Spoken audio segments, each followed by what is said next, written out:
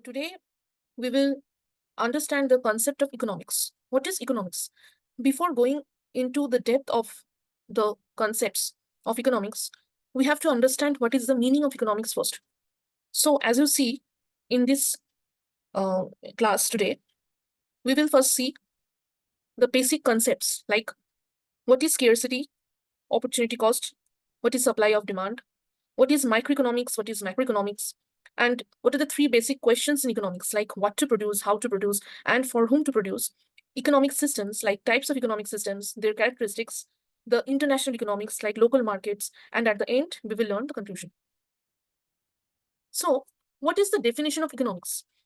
As you can see, economics is just the study of how people, business, and governments make the choices regarding the allocation of resources within economy, right? That is, first of all, we have to see that the resources which are available to us are very scarce. Accordingly, we have to manage our resources so that it the the resources will not go waste. There will be no wastage of resources. So, what are the main resources of an economy? Money, time, and goods. Okay. Why money is important? Because with the help of money, we can buy goods from the market. Okay. And also, when I am buying something from the seller, the money will be the income of that particular seller. So that's why the generation of money within the economy is very important. Secondly, the choices. That is what we have to produce as per the demand of the consumers in the market. Now, who are the consumers? Like the buyers, like us, who will generate demand in the market. So what is the demand? That is the desire, the purchasing power of the consumers. Like as per their budget, they're demanding something in the market. And likewise, we are providing that. We means who? The producers. Okay. So we will get to know the demand and supply in the following chapters, in the following videos. But first of all, we have to understand what is the definition of economics and what are the basic concepts related to economics. Thirdly, wants and needs. Like what are the desires of a particular consumer? Like desires are endless. Like I want to buy an iPhone. I want to have diamond rings. I want to have diamond jewelries. I want to have a villa of myself. But does my money income supports all of that? This is the question. So here comes the limitation of my resource. So what is the limitation here? My money. So that is my binding factor, which is limiting me, which is restricting me in getting those goods. Okay. So this is the example of desire versus what are the needs? That is, what are the necessities of day-to-day lives? Food, cloth, water.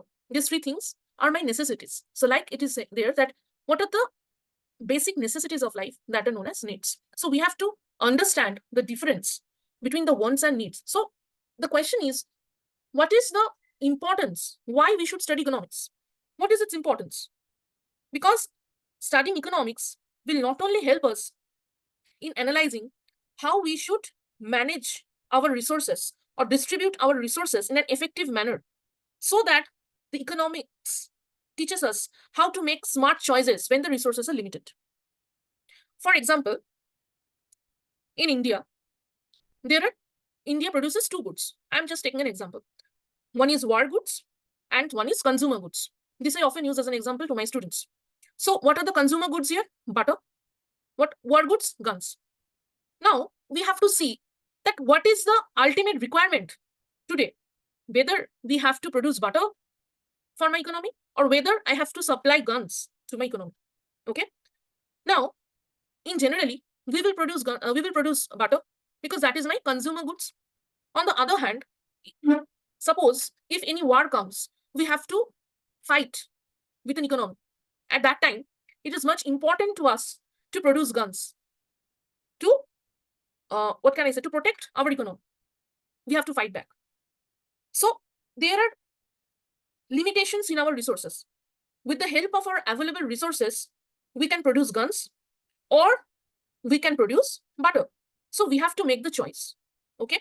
Next is understanding markets. That is, we will come this later. That is, after deciding on the prices, the economics will explain how prices are determined and why things cost what they do. And plan for the future. By studying economics, people can plan for financial stability and future investments. Like I have this much now, and I have this much saving with me. So what I can do? with this much of saving. I can invest somewhere. I can start in a new business with my accumulated wealth. So all of this are some of the aspects which leads to the importance to study economics. Fine? I think, am I clear? Now, as you see, there is supply and demand, which is one of the most important part of economics, and that is the basic part. We are demanding, buyers are demanding, and the producers are supplying. So this is the initial demand curve, and this is the initial supply curve in the market. Okay, and this is the initial price. Now, due to the mechanism of demand and supply in the market forces, the prices, the excess demand in the market is pulling the price up from P to P prime. And hence, we are getting the new demand curve as D prime, and the supply was constant, and our new point is equilibrium point is here. So this is how our equilibrium point within a market being decided. Okay. Now we are coming to economic concepts like scarcity, opportunity cost, and supply demand. So what is scarcity? Scarcity means that resources are limited, but people wants and needs are unlimited. This forces us to make choices. That is, we have unlimited demand. After satisfaction of one demand, we generate another demand. Okay, and after that fulfilled, we go to next. So people wants are unlimited. However, the resources with us are limited. Suppose, for example, I have been given a 100 rupees in a day to spend in certain things. Okay, that is my pocket money. In a day is 100 rupees. So with that 100 rupees, what I can do? I can buy an ice cream. I can have some fast food, and maybe I can have some other thing within that 100 rupees. But with that 100 rupees, after meeting all these things, can I go to a cinema hall? Can I go to a restaurant for a good dining or for a good lunch? No. So that is my restriction. That is my limit. Because my budget is constant. My budget is restricting me to do all these things. But my desire, my want within that day is huge. Then after I buy my ice cream, I will go to my friend's place and I will take him or her to a movie place. And after that, we will have lunch or dinner. So it will cost around minimum in today's era like 800 to 1,000 bucks. But I don't have that bucks. I have only 100 rupees. So it is scarce resource. Fine. For example, there only one last slice of pizza, but many people want it. The pizza is scarce because there's not enough to satisfy everyone's want. So one pizza bite is left. Sorry, one pizza slice is left. But there are many hands to take it. But only one can get it. So this is a limitation. Fine. Next is, so as you can see in this diagram, in this image. Okay. Next is opportunity cost. What is the meaning of opportunity cost? The fun fact here is that opportunity cost is what you give up when you make a choice. It's the value of the next best alternative you didn't choose. You have $10 and can either buy a book or go to the movies. If you choose the movie, the opportunity cost is a book you didn't buy. Suppose I have two options. I can go to a movie with $10 or I can buy a book with $10. And the cost of both the thing is $10. So if I have to buy a book, I have to sacrifice watching movie. And if I have to go for a movie, I have to sacrifice purchasing the book. So this is the cost. What is the cost here? That if I go to a movie, I have to sacrifice buying a book. So buying a book is the cost here. Cost means my loss. And opportunity is that I am, with that $10, I am able to go to watch a movie. So that is my opportunity. That is my benefit. So in order to get one benefit, I have to sacrifice something. So this is the meaning of opportunity cost. Okay. Next point is return on the best option not chosen minus return on the option chosen. This is my opportunity cost. That is going to work and skipping work. So I have to choose anyone from both. Now it's coming demand and supply. Demand is how much people want to produce product or service and how much they're willing to pay for it. If a new smartphone is released and everyone wants it, the demand is high. People are willing to pay more because the product is popular. If a new smartphone is released, so obviously its demand will be higher in the market. The excess demand will push the price up for the smartphone. Supply is how much of a product or service is available to sell. We have also to check that whether the supply of the phone, whether the stock of the phone is there properly in the market or not. It depends on the price and how much producers are willing to make. Example, a farmer produces 100 apples. If the prices of apple goes up, the farmer may want to grow more apples because it will fetch him more money. Fine. If in the consumer's context, if the price of a product rises, we will not go to buy that product. We will opt to something else. But from the seller's context, if the price of a particular product will increase, he will try to sell it more in the market because it will fetch him more money. So this is the opposite thing goes between demand and supply. You see in this picture that there are Lots of smartphones there because the demand of the smartphones is high. Okay, because if a new smartphone released, everyone wants it, the demand is high. So this is showing this image. Okay, what is this diagram about? This is the initial demand and this is my initial supply. Okay, this is my initial supply and this is my initial supply and this is my initial demand. Okay, now when my quantity is Q1, so this is my initial initial equilibrium point where my supply is S0 and demand is D. Now when the price of Apple falls, my quantity demand will automatically increase. Okay, that's why the supply has, the quantity demanded has increased here, Q1 to Q2. Fine. Now my new point is here at this point. Okay. Now we are coming to difference between microeconomics and macroeconomics. What is microeconomics here? Microeconomics is a study of individual decisions made by people, businesses, and households. That is on the small units we are dealing. Okay, the individual decisions made. That is, we are dealing with the individual units. Macroeconomics means we are dealing with all at a time, with an aggregate. For example, imagine a bakery deciding how many cakes to bake each day. The bakery considers the cost of ingredients like flour and sugar and the demand from customers. Microeconomics looks at how this business sets price and maximizes profit while managing its limited resources. Okay, that is how the business will set the price and maximize profit at the time of managing the limited resources. Next is macroeconomics. Macroeconomics is a study of economy as a whole. It looks at large-scale economic factors such as national income, unemployment, inflation. So it is dealing at an aggregate level.